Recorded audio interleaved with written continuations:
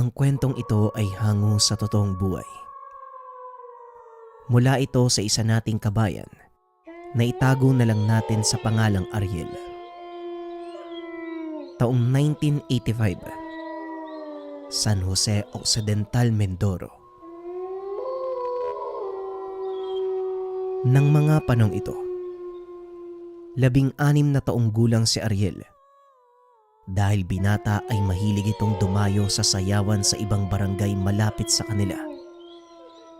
Sa hilig niyang ito, nakilala niya ang isang kakaibang tao.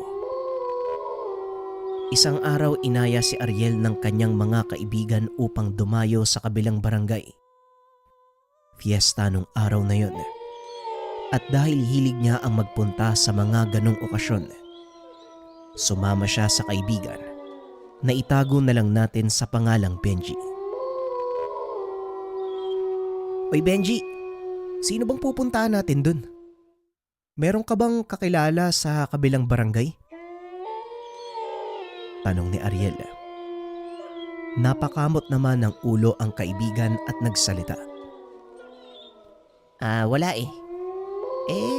Piyesta naman dun kaya ayos lang na makikain tayo sa kahit kaninong bahay. Walang problema yun. Tugon ni Benji.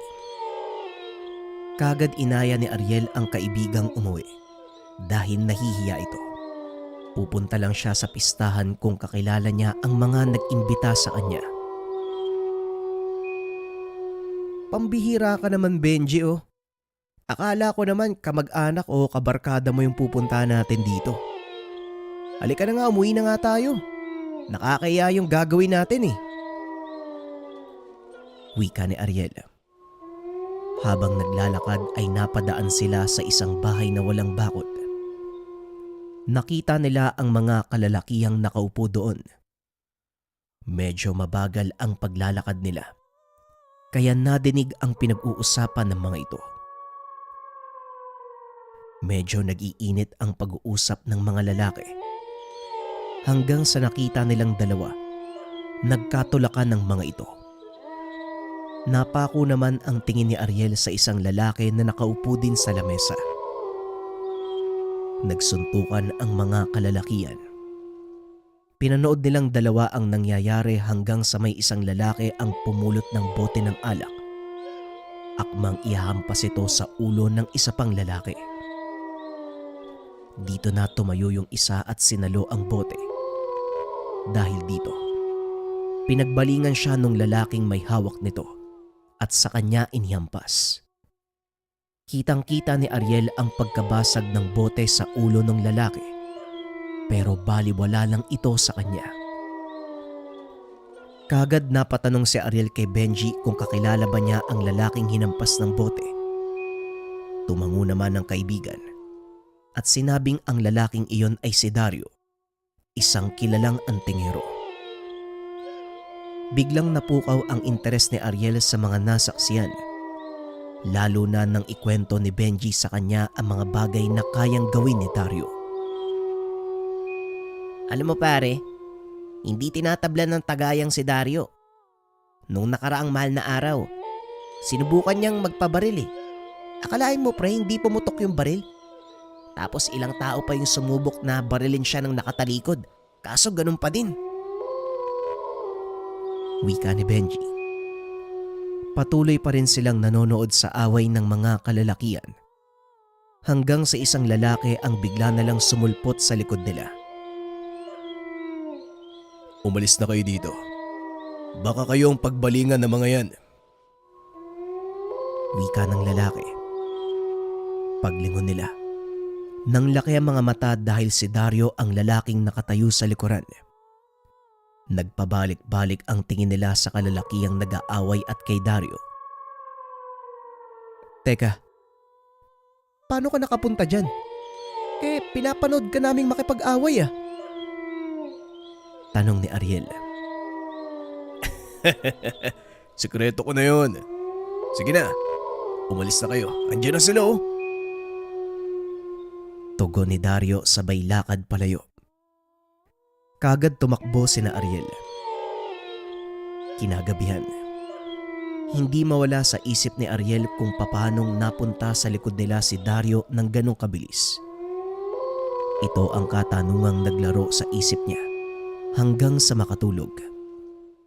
Kinabukasan, inutusan siya ng kanyang ina na bumili ng may uulam sa palengke. Kagaya ng dati, inaya na naman niya si Benji. Habang namimili, nakita ni Ariel si Dario na naghahakot ng mga banyera ng isda.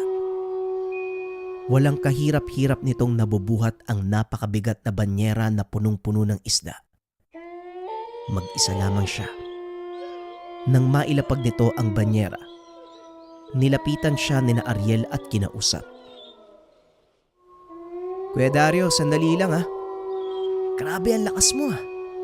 Paano mo nagagawa yan, kuya?" Manghang tanong ni Ariel. Napangiti naman si Dario at sumagot. "Gusto mo bang malaman? O sige, ibili niyo muna ako na may inom. Medyo nauuwaw na kasi ko eh." Wika ni Dario. Dali-dali namang tumakbo ang dalawa para bumili ng soft drinks. Pagbalik nila, ibinigay ito kay Dario. "Aba, bilis ah. Sige, doon tayo sa ilalim ng puno ng akasya. Magkikwento ko sa inyo."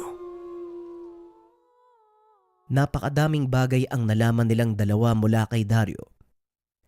Isa na nga dito ang kanyang edad. Nasa 20 anyos pa lang ito. Ipinakita din sa kanila ang mga tangang mutya ni Dario. Isa sa mga nagustuhan ni Ariel ay ang mutya ng salsagan. Isa itong uri ng bunga ng punong palma. Ayon kay Dario, nakuha niya ito nung nakaraang mahal na araw. Ito ang dahilan kung bakit hindi siya tinatablan ng bala at taga. Hindi nila namalayan ang oras na maggagabi na. Nakalimutan ni Ariel na inutusan pala siya ng kanyang ina. Pagkarating ng tahanan, halos mapuno ang tenga niya sa sermon. Lalo pang uminit ang ulo ng nanay. Nakangiti pa ito kahit pinapagalitan. Kinabukasan ay bumalik si Ariel sa palengke. Sa pagkakataong iyon, muli niyang nasaksihan ang kakayahan ni Dario. Nang makita niya itong pinagtutulungan ng mga kalalakian, papasagod ang isa sa mga ito at may hawak na itak. Pumulot ng bato si Ariel at ibinato sa lalaki. Tinamaan ito sa ulo, dahilan para mawalan siya ng malay. Dahil sa ginawa niya, siya naman ang pinagbalingan ng mga kaaway ni Dario. Hinabol siya ng mga ito. Dali-dali siyang tumakbo papasok sa isang eskinita. Kaso lang wala siyang lulusutan. Hindi na din niya magagawang lumabas pa dahil nakaharang na ang mga kalalakiyang humahabol sa kanya. Papalapit na sana ang mga kalalakian, kaya naupo na lang siya at nagtakip ng ilong. Inakala niyang malalasog na ang katawan dahil sa bugbog. Pero laking pagtataka. Ilang segundo nang nag-aantay na may sumuntok. Pero wala pa ring tumatama. Nang iangat ang ulo, nakita niyang hawak-hawak ni Dario ang kamay ng taong susuntok sana sa kanya. "Hoy, bata yan. Umanap ka ng kasing laki mo."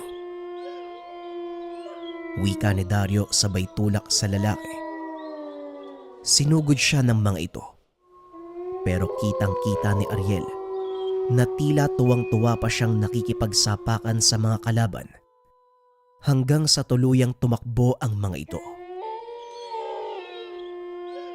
"Ano ba naman kasing tumakbo sa isipan mo at nakisali ka kanina? Kayang-kaya ka ng mga yun, boy." "Ay nako." Kasi may itak yung isa, kuya. Kaya binato ko na." Tugon ni Ariel at napailing si Dario. "Delikado yung ginawa mo. Pero maraming salamat ha." Matagal nag-usap ang dalawa. Hanggang sa nasabi ni Ariel na gusto niyang matuto ng kaalaman ng kagaya kay Dario Laking tuwa ng binatilyo dahil pumayag naman ito. Sa susunod na Semana Santa, kung gusto mo talagang matuto, sumama ka sa akin. Aakyat tayo ng bundok. May gusto lang akong kunin. Wika ni Dario. Sobrang saya ni Ariel. Hindi niya binanggit ang bagay na yon sa mga magulang, maging kay Benji. Hanggang sa sumapit ang Semana Santa, naganda si Ariel ng mga kakailanganin niya kagaya ng itak at kung ano-ano pa. Kagaya ng pinag-usapan nila ni Dario. Madaling araw ng Huwebes Santo umalis sila sa bayan. Plano nilang magpalipas ng gabi sa sinasabing bundok ni Dario.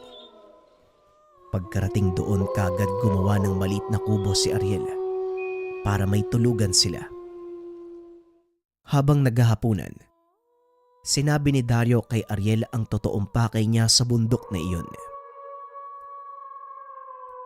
Ariel, ang totoo, kaya ako pumunta sa lugar na ito.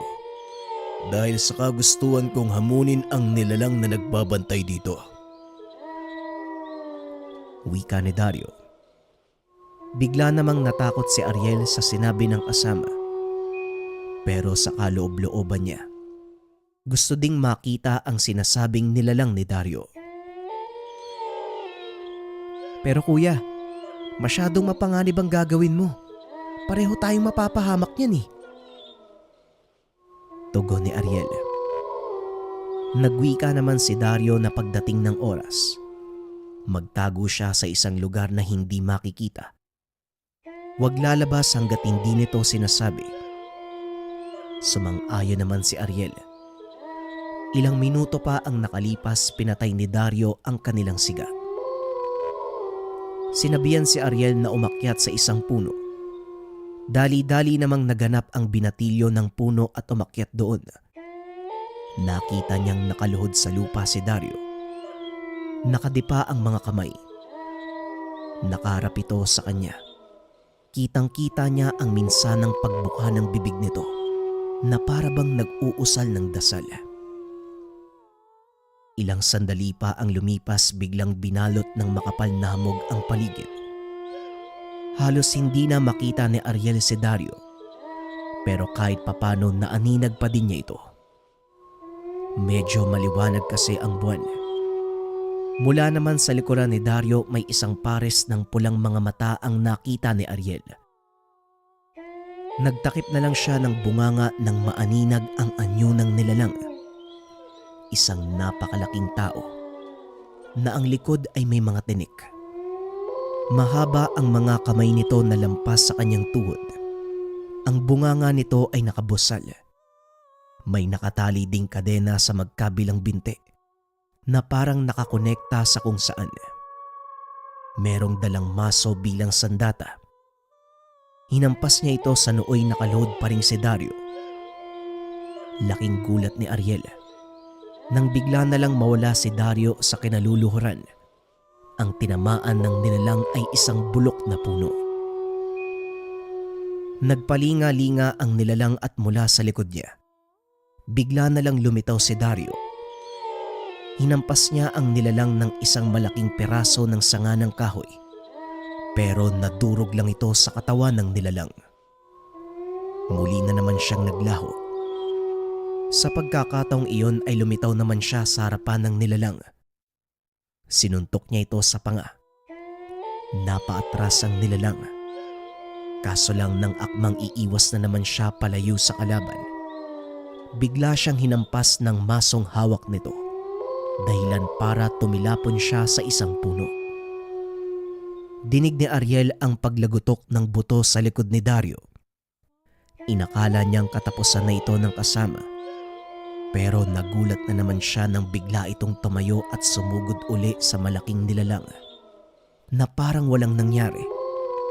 Sunod-sunod na suntok ang ibinigay niya sa elemento. Hindi makapaniwala si Ariel sa mga nakikita. Ginulpe ni Dario ang isang napakalaking nilalang na mula sa kabilang dimensyon. Ilang sandali pa ang lumipas. Tuluyan niyang napaluhod ang nilalang. Naglaho ito kasama ng hamog. Kagad na ding bumaba ng puno si Ariel at nilapitan si Dario. Pero pinigilan siya nitong makalapit para masiguradong wala na nga ang nilalang. Nang matiyak na ligtas ang paligid, kagad tumayo si Dario at lumapit sa isang bato. Kinapakapa niya ito at isang tipak ang kinuha niya. Kasing laki lang ito ng 5 pisong barya. Inihipan niya ito ng dasal at ibinalot sa isang itim na tela. Matapos ay inaya niya si Ariel.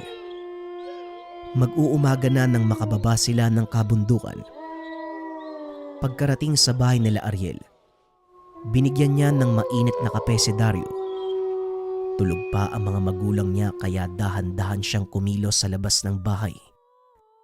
Doon sila nag-usap ni Dario. Inilabas nito ang tipak ng batong nakuha niya at inabot kay Ariel. Ito Ariel, tanggapin mo. Ingatan mo yan dahil napakalakas ng gamit na yan. Huwag na huwag mong ipapakita sa iba at huwag mong iiwan kung saan-saan. Dahil kapag hindi mo to hawak, kukunin ito ng nagbabantay sa kanya. Wika ni Dario at dagdag pa nito. Ang kinuha niya sa bundok na yon ay isang uri ng mutya na kung tawagin ay bato bantiling. Isang uri ng kagamitan na nakakapagbigay ng lakas, kabal at swerte sa buhay maging sa kahit anong espeto. Itinuro din ni Dario kung paano niya gagamitin ang ibinigay sa kanya. Sinunod ni Ariel ang lahat ng ipinagbibili nito hanggang sa tuluyan niyang napasunod ang mutya.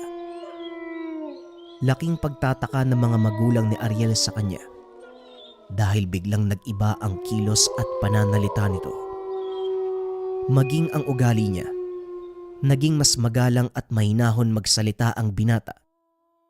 Hindi na din siya masyadong lumalabas ng tahanan. Maliban na lang kung uutusan siya ng nanay na pumunta ng palengke. Sa tuwing gagawin niya ito, nakikipagkita siya kay Dario. Kaunting usap at uuwi na din siya. Hanggang sa dumating ang pagkakataong nasubukan ni Ariel ang bisa ng hawak na mutya.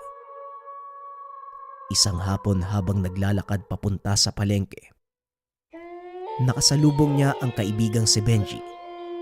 Hinihingal ito na parang may kung anong humahabol. Maya-maya may 3 kalalakihan ang nagpakita. Si Benji ang pakay nila. Hinahabol ito dahil tinakas ni Benji ang pusta sa basketball. Medyo maloko din kasi ang kaibigan ni Ariel. Pero kahit mali ang ginawa niya, walang ibang pagpipilian si Ariel kung hindi tulungan ito. Sandali lang mga kaibigan. Baka pwede naman natin pag-usapan. Wika ni Ariel. Pero desidido na ang mga kalalakihan.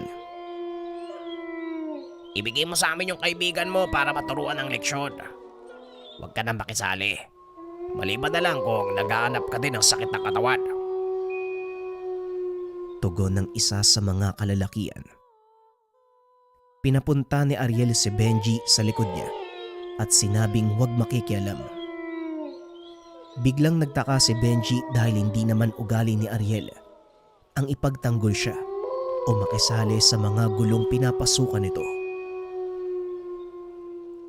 Hindi naman ako papayag na gulpin niyo yung kaibigan ko.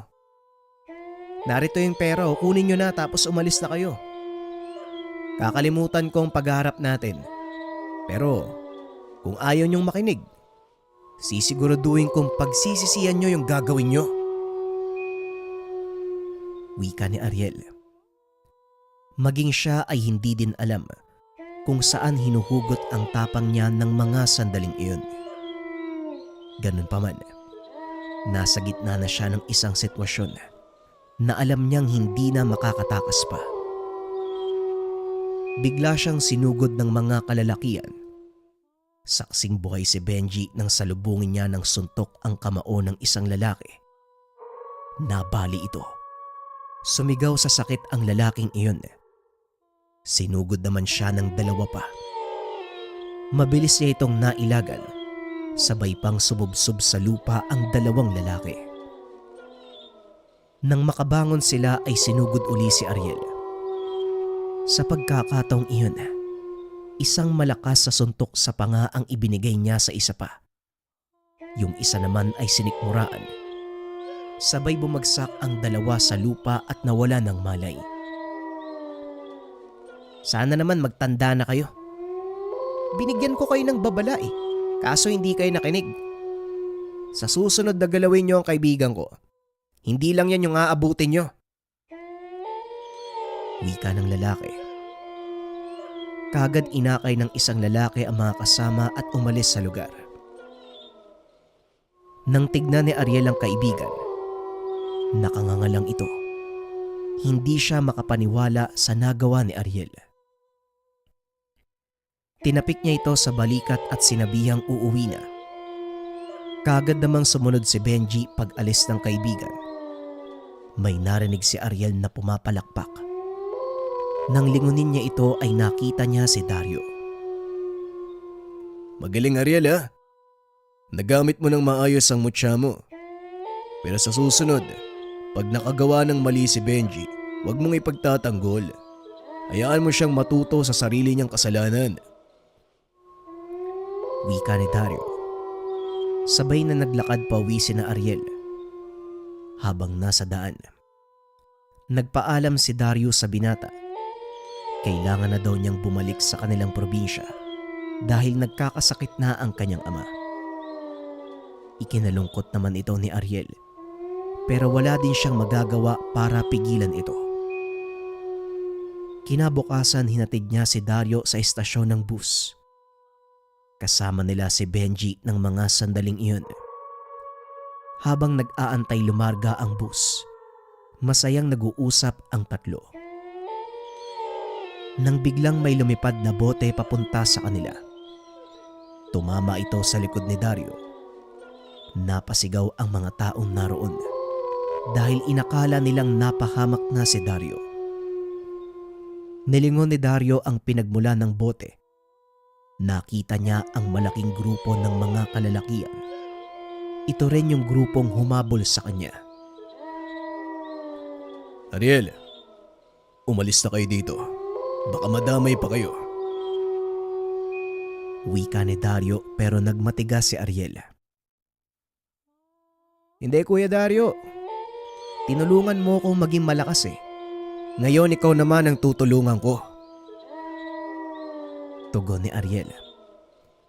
Alam ni Dario na may katigasan ang ulo ng binata. Kaya napailing na lang ito. O sige, basta huwag kang haharang-harang sa dadaanan ko ha. Muling wika ni Dario. Kagad silang tumakbo papunta sa isang bakanting lote katabi ng terminal dahil ayaw nilang may madamay na iba. Pagkarating sa lugar, kagad silang pinaikutan ng 10 kalalakian. Kuya, ikaw sa kaliwa at ako naman sa kanan. Wika ni Ariel. Sabay-sabay nilang sinugod ang mga kalalakian. Ang iba sa mga ito ay may mga pamalo. Ang iba naman ay may mga kutsilyo. Talagang intensyon nilang patayin si Dario. Ganun pa man, hindi ito nakapigil sa kanilang dalawa. Sunod-sunod nilang pinabagsak ang mga kalalakian. Kagaya ni Dario, nakangiti din si Ariel habang nakikipaglaban at tila hindi nito nararamdaman ang pagod. Habang nagpapatuloy ang laban, 2 na lang ang natira sa kalaban. Laking gulat ni Ariel dahil may baril ang isa sa mga ito. Kuya, merong baril! Wika ni Ariel. Pero nakangiti lang si Dario. Huwag kang mag-alala. Magtiwala ka sa gamit mo, bata. Wika nito. Sabay silang huminga ng malalim. Naglakad papunta sa mga kalalakian. Nakatutok ang mga baril sa kanila. Nagkatinginan ang dalawa at sabay tumakbo papasugod. Kinalabit ng mga kalalakian ang baril. Laking gulat nila dahil hindi man lang ito pumutok. Nabot nila ang dalawang lalaki at sabay na ibinalibag sa lupa. Pinagsusuntok ang mga ito hanggang sa mawala ng malay. Pagkatapos ay kagad silang umalis sa lugar. Sumakay na sa bus si Dario at tuluyan ng iniwan ang lugar nila Ariel. Sa kasalukuyan, isa pa ding kilalang antingero si Ariel. Walang nakakaalam kung saan nagpunta si Dario. Ganun pa man, hindi kailanman malilimutan ni Ariel na minsang merong siyang nakilala na isang malakas na antingero na nagngangalang Dario. Kaunting opinyon para sa unang kwento natin mga kabayan. Bagamat throwback to, ang sarap lang balikan ng mga dati nating storya. At solid no, wala mang mga aswang na nangyari pero yung pakikipagbakbakan, napakaangas. At malinaw din na itong Dario, meron lang mission dun sa lugar eh. Kalimitan kasi sa mga antingero ganyan naman eh. Yung tipong hindi sila tumatagal sa isang lugar. Kapag natapos na nila yung mission sa isang baryo, talagang lumilipat sila para gampanan naman yung susunod na misyon. Yun lamang mga kabayan, simulan na natin ang susunod na kwento. Ang susunod nating kwento mga kabayan, throwback pa din. Tungkol kay Mang Simeon, aklat ng mangkukulam at karunungan ng Diyos. Ang kwentong ito ay hango sa totoong buhay.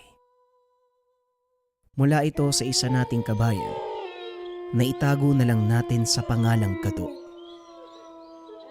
Taong 1975, Santo Tomas, Batangas. Nang mga panong ito, kakadestino pa lang ni Gado sa bayan ng Santo Tomas bilang isang pulis. Tubong, Maynila.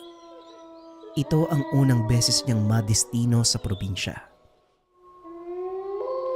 Nung una ay medyo kinakabahan dahil hindi niya kabisado ang mga gusali ng kasamahan.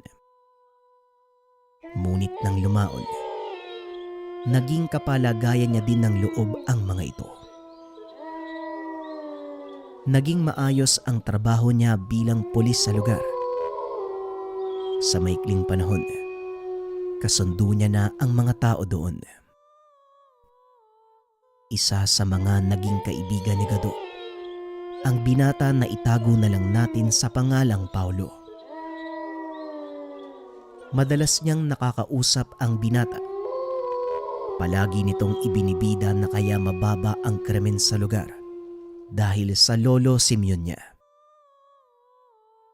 Sir, alam mo bang takot ang mga tao dito sa lolo ko? Alay, hindi naman sa pagbubuhat ng sariling bangko. Apo ko ng isang malakas na albularyo ha. Malakas na albularyo. Wika ni Paulo. Napatawa si Gado dahil ang buong akala niya, nagyayabang lang talaga ito.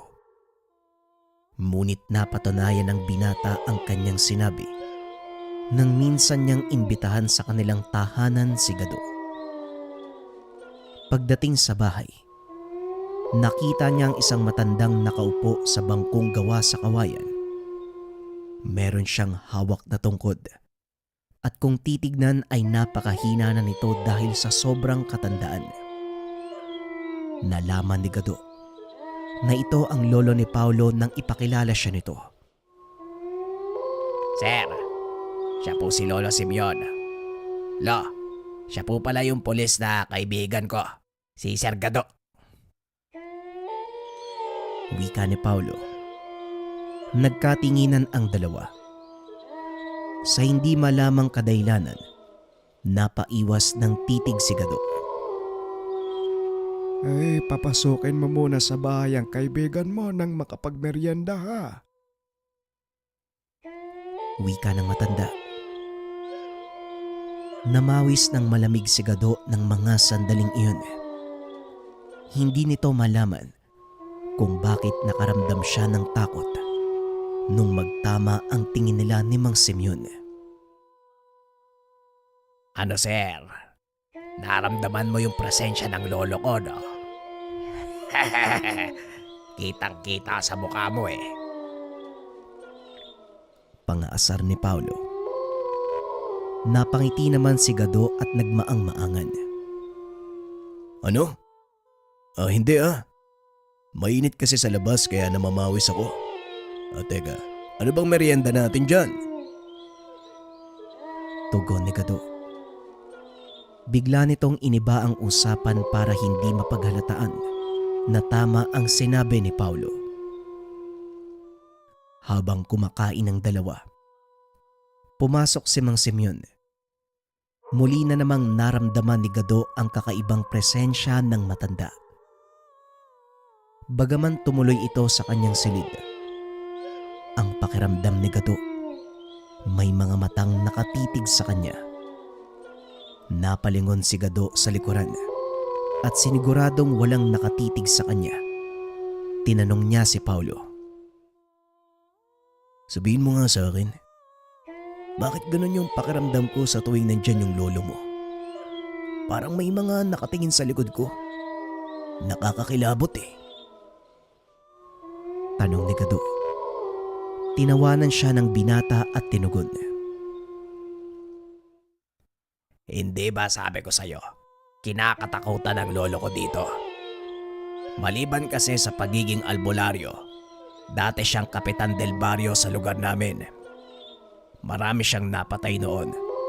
At saka, wala pang nakakatalo sa kanya sa laban. Mula noon, kahit pa nga ngayon takot pa din ang mga loko-loko sa kanya. Kaya ganong kalakas ang nararamdaman mo. Mula yan sa kanyang karanasan. Mula yan sa lahat ng pinatumba niya. Tugon ni Paulo. Namangha si Gado sa kwento ng binata. Kaya pinili niyang magtanong-tanong sa paligid tungkol kay Mang Simeon. At dito napatunayan na totoo ang sinasabi ni Paulo. Isang matanda ang napagtanungan niya. Pinaliwanag nito ang lahat tungkol sa matandang albularyo. Hindi kinakatakutan si Mang Simeon sa lugar na ito. Nire-respeto ang kanyang reputasyon. Isang patas na pinuno. Walang kinakatakutang manggagamot. Ilang mangkukulam at aswang na din ang pinatay niya noon. Kaya wala masyadong nangangahas na gumawa ng masama sa baryong ito. Hanggat buhay si Mang Simeon, mananatiling ganon ang baryo namin. Pagpapaliwanag ng matanda na ang pangalan ay Tatang Andoy. Isa ito sa mga naging tanod ni Mang Simeon, kaya kilalang kilala nito ang matanda. Dahil sa mga narinig, mas lalong tumindi ang pagdanais ni Gado na kilalanin si Manong Simeon.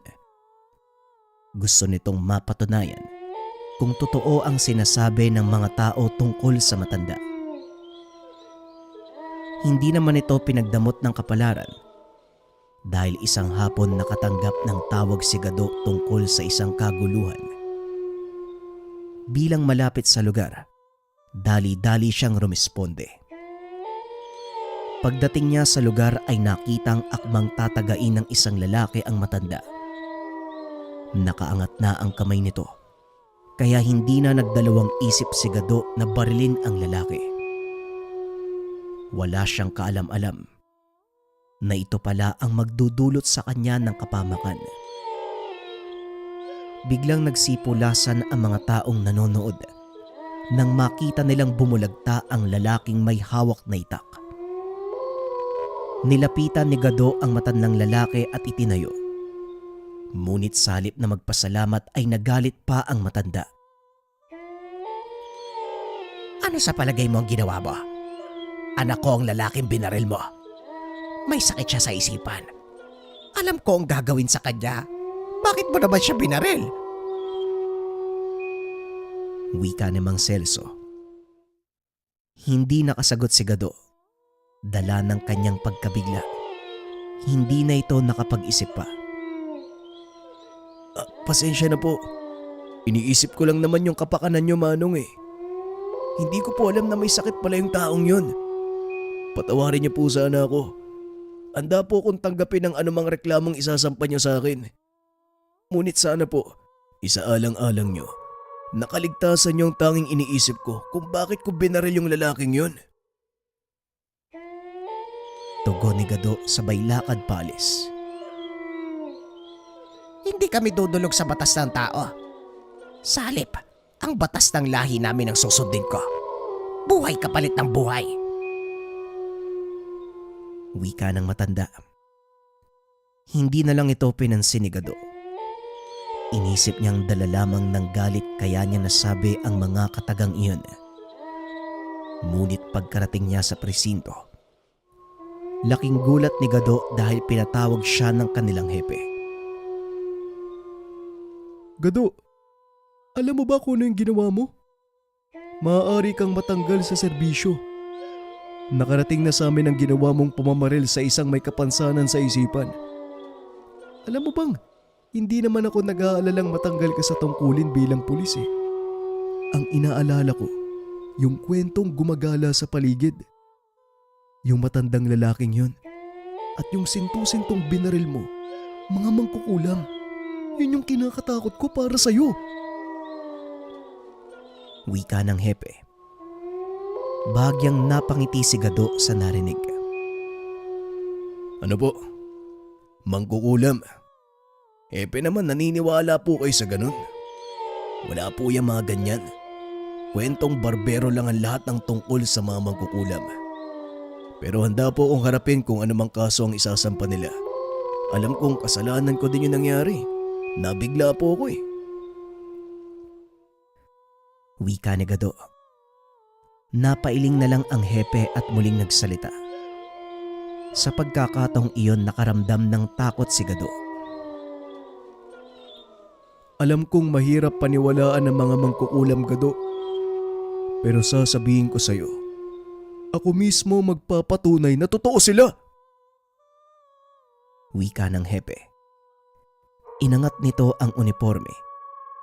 Ipinakita ang tiyan na puro naghilom na sugat. Na animoy pinasukan ng kung anong hayop ang katawan ng hepe.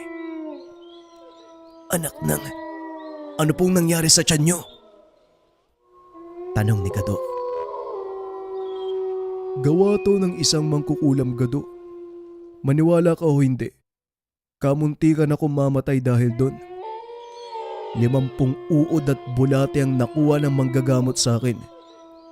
At kung hindi dahil sa taong yun, malamang pinagpepiesta na ako ng uod. Wika ng hepe. Nabuksan ang kuryosidad ni Gado dahil sa sinabi ng hepe. Sino naman po yung albularyong tumulong sa inyo, hepe?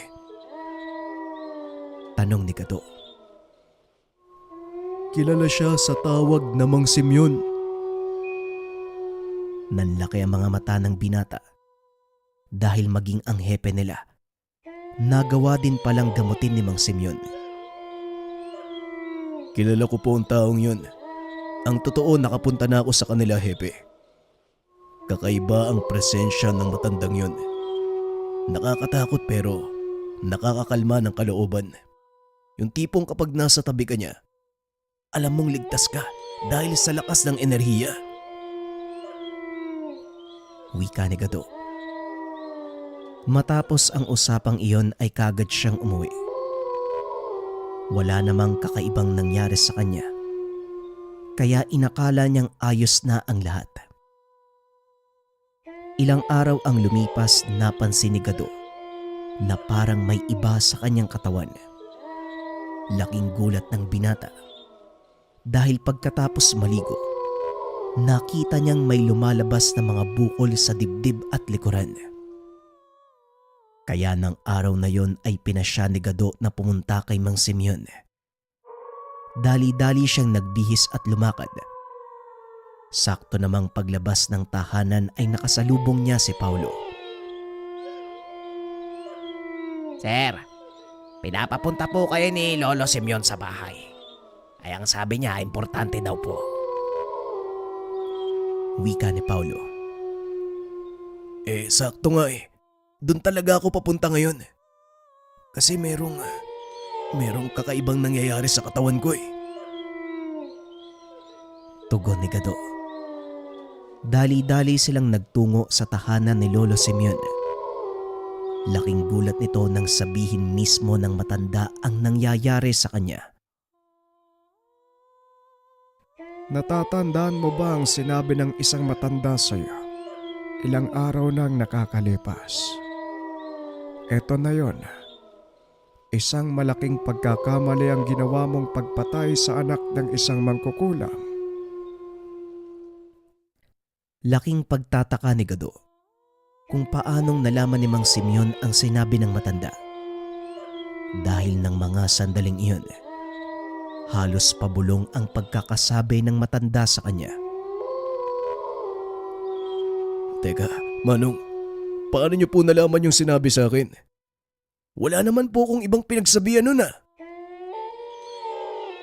Napangiti ang matanda at tumugon. Chismoso ko eh, kaya alam ko. May tenga ang lupa. At may pakpak ang balita, Utoy. O siya, tama na ang tanong. Kailangan nating agapan ang ginawa ng matandang mangkukulam na yon bago ka pa pagpiestahan ng kung anong mga insekto. Matapos magsalita, pumasok ito sa loob ng kwarto.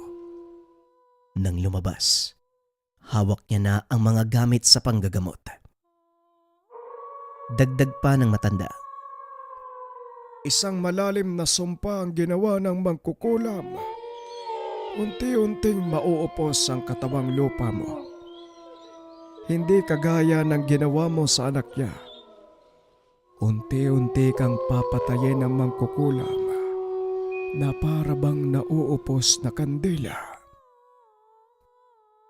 Nanlamig si Gado sa sinabi ng matanda. Manong, ano po yung pwede kong gawin? Tanong ni Gado. Wala kang dapat gawin.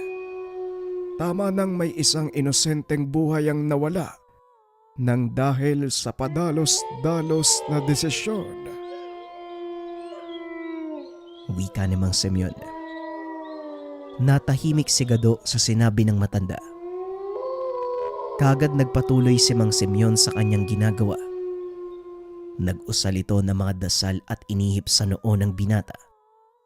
Matapos ay gumawa din ito ng pauso at ipinaikot sa kanyang katawan.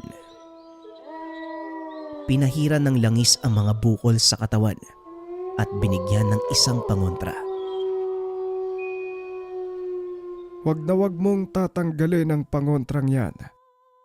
Dahil sa oras na mawaglit ito sa katawan mo, siguradong tutuluyan na ng mangkukulam ang iyong katawan. Sa mga sandaling ito, alam niya na ako ang nanggagamot sa iyo. Kaya hindi siya mangangahas na kalabanin ako. Pero sa oras na makahanap siya ng butas, sigurado ang kamatayan mo, Utoy.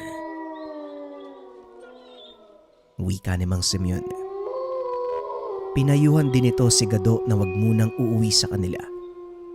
Dahil sa oras na mamataan ng mga kaaway na mag-isa siya, walang magagawa ang ibinigay na pangontra ng matanda. Matinding pag-iingat ang ginawa ni Gado. Ngunit tila sinasadya ng pagkakataon na mag-cruise ang landas nila na mangkukulam na si Mang Celso. Isang umaga habang naglilibot sa palengke, hindi niya sinasadyang nakabanggaan ang isang lalaki.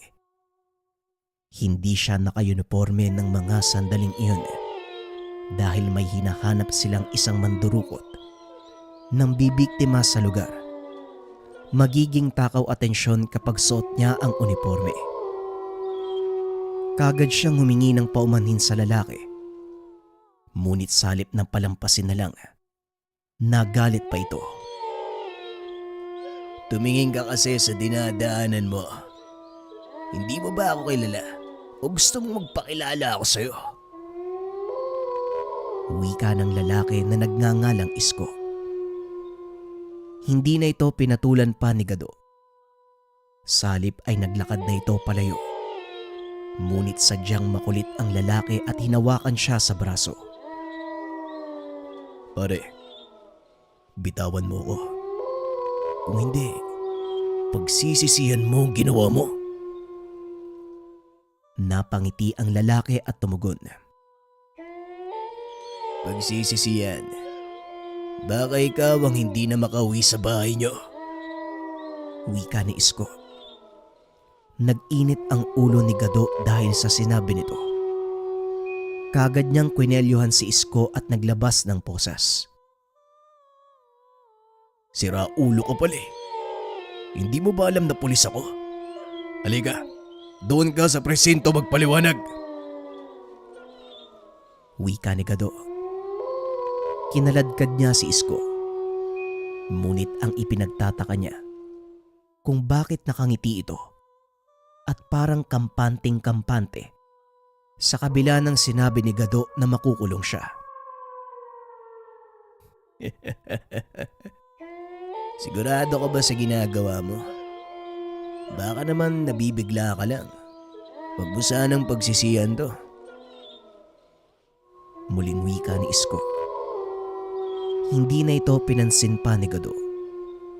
Salip ay tinuluyan niya ito at ipinasok sa karsel. Diyan ka muna. Pag-iisipan ko ang ginawa mo. Wika ni Gado. Ngunit hindi mawala ang nakakalokong ngiti sa mukha ni Isko. Akmang aalis na sana, kaso nga lang bigla itong nagsalita. Siguro naman pamilyar sa'yo si Mang Celso, hindi ba? Para sa kaalaman mo, pamangkin niya ako. At sa oras na malaman ng chewin ko ang ginawa mo sa akin, siguradong mananagot ka. Wika ni Isko. Natigilan si Gado sa mga narinig. Nanlamig ito. Bagyang nakaramdam ng takot. Hindi na lang niya pinahalata kay Isko. Salip ay dali-dali siyang lumabas ng presinto upang magpunta kay Mang Simeon. Pagdating niya sa bukana ng bakuran, kagad siyang sinalubong ni Paulo. Sir, tamang-tama yung dating nyo. Pinapatawag kayo ni Lolo. Tara po, nasa loob siya. Kanina ka pa inaantay. Wika ni Paulo. Bakit naman daw? Anong meron? Tanong ni Gado. Hindi na sumagot pa si Paulo. Salip ay nagkipit balikat na lang at tumuloy sa pagpasok ng bahay. Nakaupo lang sa sala ang matanda habang hawak ang isang itim na aklat. Pinaupo nito si Gado at nagsimulang magsalita. Hindi ba sinabi ko sa'yo na huwag kang gagawa ng kahit ano na makakasama? Pero tignan mo ang ginawa mo. Ngayon wala na akong ibang pagpipilian kung hindi labanan si Celso. Pinapunta kita dito dahil may mahalagang bagay akong nais ibilin sa'yo. Tatapatin kita, Gado. Hindi na ako ganong kalakas at alam kong sasapit na ang dapit hapon ng buhay ko. Nakita ko sa iyo ang aking sarili. Mapusok, mainitin ang ulo, padalos-dalos kong kumilos. Ngunit sa kabila ng mga negatibong katangiang nabanggit, nakikita ko din ng kakaibang pusong nais tumulong. Banayad, payapa, busilak, handang tumulong kahit ibuwis ang sariling buhay. Wika ng matanda. Teka lang po, Manong. Bakit nyo naman po sinasabi ang lahat ng yan? Tanong ni Gado. Naramdaman nito na tila namamaalam sa kanya si Mang Simeon. Ulila sa ama at ina itong si Paulo. Nakita kong malapit sa iyo ang apo ko. Isang bagay lang ang nais kong gawin. Yon ay alagaan ng batang yon. Pagsapit niya sa tamang edad, kusang lalabas ang likas niyang kakayahan. Kagaya ko ay isa rin siyang bertudes. Pag dumating ang araw na yon, ibigay mo sa kanya ang itim na aklat na ito. Hindi na nakapagsalita pa si Gado. Ramdam niya ang bigat ng sitwasyon. Napagtanto na wala siya sa lugar upang magtanong ng kung ano paman. Nauunawaan ko po ang kahilingan nyo at nagpapasalamat po ko sa pagtitiwala. Pasensya na po kung kailangang humantong sa ganito. Hindi ko rin naman po ginusto, Manong eh. Kung may babalik ko lang ang panahon, gagawin ko. Para hindi nyo na kailangan magbuwis ng buhay. Pasensya na po kayo.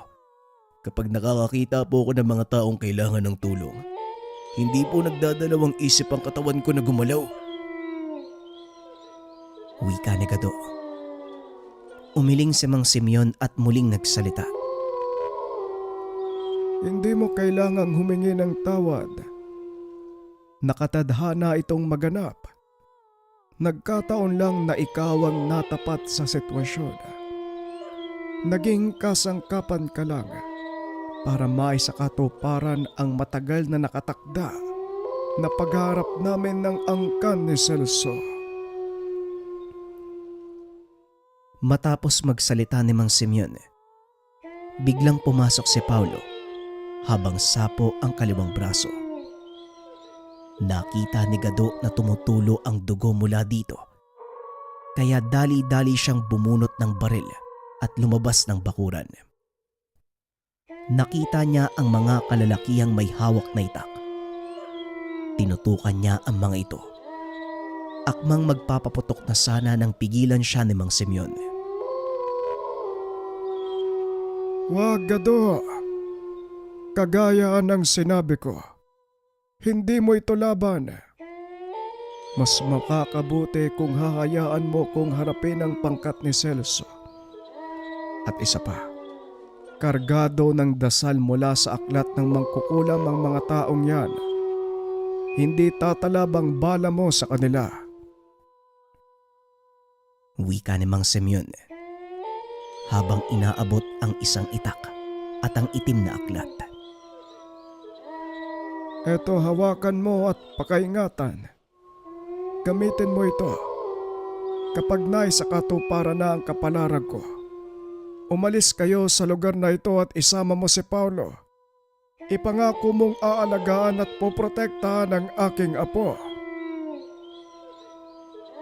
Wika ni Mang Simeon. Huwag po kayo magsalita ng ganyan. Alam kong hindi po kayo papabayaan ng Diyos. Ngumiti lang ang matanda. Naglakad palabas ng bakuran upang harapin ang mga kalalakihan. Magandang hapon sa inyo. Anong may tutulong ko? Bungad nito sa mga kalalakihan. Alam mo naman siguro kung anong pakay namin, di ba? Wika ng lalaki. Sabay unday ng taga kay Mang Simeon. Nakatingin lang si Gado. Nanlaki ang mga mata niya nang biglang huminto sa kalagitnaan ng pag-atake ang mga kalalakihan. Pinagmamasdan nito si Mang Simeon. Hindi man lang ito kumikilos sa kinakatayuan. Wala itong ginagawa kung hindi titigan ang mga kalalakihan. Ang lakas ng loob niyong sugurin ako sa sarili kong bakuran. Sa palagay niyo, papalampasin ko ito. Nagkakamali kayo. Wika ng matanda sabay kumpas ng kanyang kamay. Tumilapon ng lalaking nakaamba sa kanya ng taga. Matapos ay itinaas ng matanda ang mga kamay sabay na nalangin. Panginoong may likha ng langit at lupa, makapangyarihan sa lahat ng kapangyarihang itinalaga sa mundo. Hari ng mga hari at Diyos ng mga Diyos. Sa huling pagkakataon, muli kong hingin sa iyo ang mapagpala niyong saklolo. Naway may sa katuparan ko ang aking tungkulin. Nalinisin ng iyong daan sa muling pagbabalik. Matapos niyang manalangin, inusal ng matanda ang isang dasal. Salitang Latin. Sa isang kisap mata ay naglaho ang matanda. Nang muli itong magpakita ay nasa likod na siya ng mga kalalakihan. Nanigas ang katawan ng mga ito at sa hindi maipaliwanag na kadahilanan, nagsipagbagsakan sila. Maya-maya ay nagpakita ang isang matanda. Kagad itong nakilala ni Gado. Walang iba kung hindi si Mang Celso. Sa wakas, sa inabahaba ng panahon, muli tayong nagkaharap. Wika ni Mang Simeon. Nang mga sandaling iyon maayos na ang kalagayan ni Paulo, nagulat si Gado nang bigla itong magsalita. Pinaliwanag ng binata ang kasaysayan sa likod ng dalawang matanda. Ayon kay Paulo, dating magkasama sa pag-aaral ng lihim na karunungan ang dalawa sa pagtuturo ng iisang maestro. Kapwa naging malakas sa kanilang larangan. Pinili ni Mang Simeon maging manggagamot na lingkod ng Diyos. Samantalang si Mang Celso naman ay hindi na kontento sa kung ano ang nakamtan. Naghangad pa ito ng higit na kapangyarihan at inaral ang kaalaman ng kulam. Dalawang muka ng barya kong ituring si Lolo Simeon at Mang Celso. Kapwa ay tinakdang magharap sa tamang panahon. At sa palagay ko, ito na ang panahon na yon. Wika ni Paulo. Habang nagsasalita, nagsimula na ang tagisan ng dalawang pantas. Isang mangkukulam at isang lingkod ng Diyos. Hindi akalain ni Gado na masasaksiyan niya ang isang pambihirang kaganapan. Hindi ako makapaniwala, Paulo. Ako naging dahilan ng lahat ng ito. Wika ni Gado habang pinagmamasdan ang dalawang matanda. Habang pilit na inuubos ang kanilang lakas sa pakikipaglaban. Kapwa nakatayo lang ang mga ito. Alam ni Gado na pareho silang tumatanggap ng parusa mula sa isa't isa. Hanggang sa tuluyang mapalahod ni Mang Simeon si Mang Celso, ramdam ni Gado ang kakaibang enerhiya mula sa dalawang matanda. Bagaman kapwa nanghihina, hindi pa rin may kakaila ang lakas ng kanilang kapangyarihang taglay. Ilang minuto ang lumipas. Tuluyan nang humupa ang tensyon. Nanatiling nakatayo lang si Mang Simeon. Nangangahulugan na panalo siya sa laban. Ngunit nang lapitan ni Gado upang alalayan papasok, napansin niya na wala na itong buhay. Nanatili lamang nakatayo si Mang Simeon. Ngunit ang kanyang mga mata, purong puti na lamang. Hindi na humihinga. Nakangiti ito habang nakatingin sa kalangitan. Matapos ang kaganapang iyon, tuluyang nagbago ang buhay ni Gado. Tumigil ito sa pagpupulis at tuluyang niyakap ang pagiging albularyo. Naging inspirasyon ng kanyang buhay si Mang Simeon. Samantalang si Paulo naman, araw-araw niyang nakakasama.